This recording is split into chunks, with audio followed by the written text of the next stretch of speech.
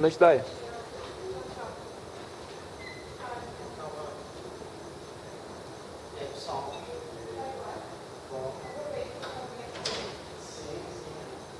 Wellington, olha só.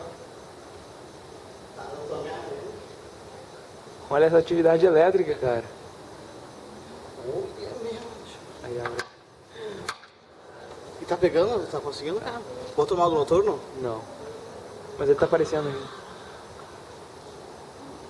Cara, é granizo fake, tá, cara? Ele tem Não, muito gelo aí no meio. um radar. E não tem uma trovada, cara. Tu vê que umas curtinhas, cara, que não chega, olha lá. Elas não chegam a água ali, uma É. grande. Cara, não tinha visto assim daqui. Guerra dos Mundos, cara. Acho que não tá pegando, cara. Tá. Ah, não, pegou. Tá pegando bem certinho lá, Ah, ó. Nem precisa regular nada. O relâmpago é tão forte que... Nossos elementos estão tortando a nuvem. é bom que tu vê as formações ali no fim. E umas formações estranhas da noite, né? Estourar assim, não é que nem do dia, né?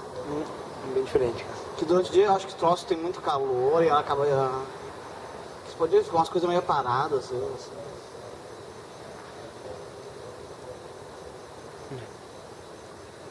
Essa noite promete. E essa com. Cara, dá muita coisa disso dela mesmo, né? Ela.